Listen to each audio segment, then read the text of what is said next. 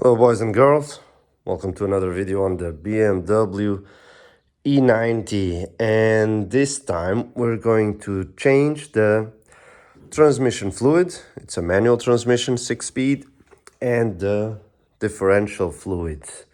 So these fluids are called lifetime, but as you know, lifetime is a gimmick. It's lifetime for the life of the transmission and differential, and normally they are considered, let's say, the life of the transmission and differential is considered to be around 100,000 kilometers, but of course we want ours to last a lot more than that, so we're going to change them.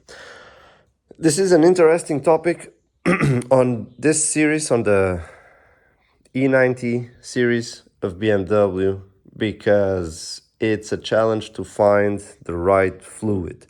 Let's start with the transmission fluid. For the transmission fluid, I would go with BMW, with OEM, because it's not so expensive. So on this car is from 2006, if I'm not mistaken. So we're going to use this MTF LT3 to find the right one. You can go on the ETK, something, something tile, a catalog. So it's like the catalog of parts you can find online, and then you can get the right one. It could be this one, LT3, or if you have, I think, a post-facelift BMW 90, you will have the MTF, so manual transmission fluid, number 5, spec 5. I don't know what the LT is for. As for the differential fluid, it's also an interesting challenge. So I think if you have, well, actually, I went on the website for Castrol. Let me open this up quickly. And on the Castrol webpage, you have here, if you have, if your car was manufactured until, what's this, July? Yes, July 2011, then you can get this Transmax long life 75W90, which is what I have here. If you have if your car was manufactured after 2011, then it gets tricky. But I did find this Ravenel 75W85. It says here for limited slip, but I saw online that it's safe for limited and non-limited slip differentials. So yeah, I mean, of course, you take a chance when doing this, because if you put the wrong fluid in your differential, you might have a very bad day. But from my research, that's what I got. So pre-facelift, you have this Castrol Transmax long life differential fluid. Post-facelift, you have this Ravenel. So for now, it's a good idea that the fluids are warm, so I'm going to take this car for a drive, and then I'm going to put it on jack stands. Here we go. So I went for a short 10-15 minute drive, enough to get everything warmed up. And oh, by the way, I didn't mention it. So why are we not using OEM differential fluid? Because it's insanely expensive. I mean, we need about 1 liter, and the price for, I think, 100 milliliters, so 0.1 liter, is like 20 bucks. And if we need 1 liter, so we need 10 times that, it's like 200 bucks. It's crazy. That's why either get Castrol or Ravenel for the differential. Okay, I'm going to jack this, the front up. If you don't know, there's like a metal part there in the middle where you can jack your car safely up. Not sure if you can see it on the camera, but anyway, want to jack it up there. If you don't have ramps, you can use the differential to lift the rear side up and then to put some jack stands, but I have the ramps, so ramps are a bit easier. And I'll just jack the front up now with my hydraulic jack, and then put some jack stands here. Car is now up, leveled, and on jack stands. I have anyway here the hydraulic jack, keeping it up just as a backup in case anything fails, but it shouldn't fail. give it a good wiggle.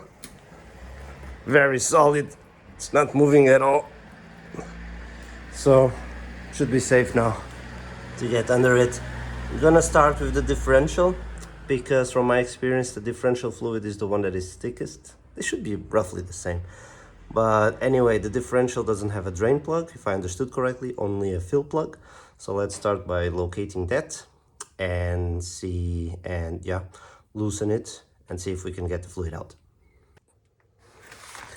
Here we go, we can see the fill plug right here. You can see it has no drain plug. And by the way, this is the lifting point if you want to lift the rear and put your rear on jack stands. But yeah, this is the place. It's a good time to spray all this stuff with some WD-40 or some corrosive protection. This has seen better days actually, but maybe I need to have some quote on getting this rust-proof or something. But anyway, it's not the time for that. I'm going to get the right bolt for this and loosen this up. Okay, this is a socket 14, and we almost needed the breaker bar for it, but finally we managed to get it out without any big issues, and it's out. There's some fluid slowly dripping already. It's a good sign, it means it was quite full. But yeah, let's drain it and put the new one in.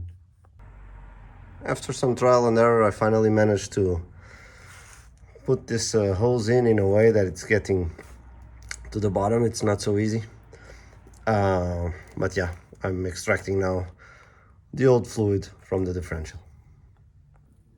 The old fluid is out, and now look at how lucky we are.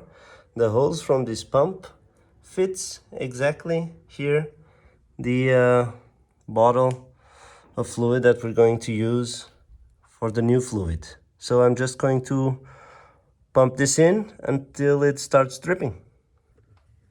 Okay, it started dripping quite a bit. So I put the plug back in.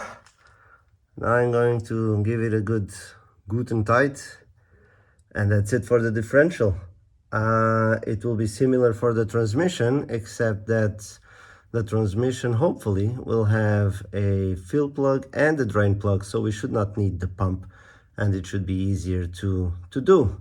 So I will just tighten this, and hopefully next I will show you where the drain plug and fill plug for the transmission are. Very well, here we are. I've removed this cover panel.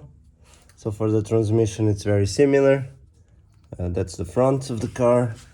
You see here, this is the drain plug, and over there is the fill plug.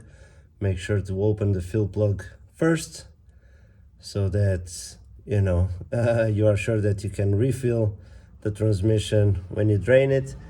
Here's the drain plug, so just put the drain pan here below it, open it, drain the fluid, and then fill the fluid back. You can use the pump or however you need to get the fluid back there. Okay, so that's it for this video. I hope you enjoyed it. Yeah, and I'll see you next time. Okay, take care.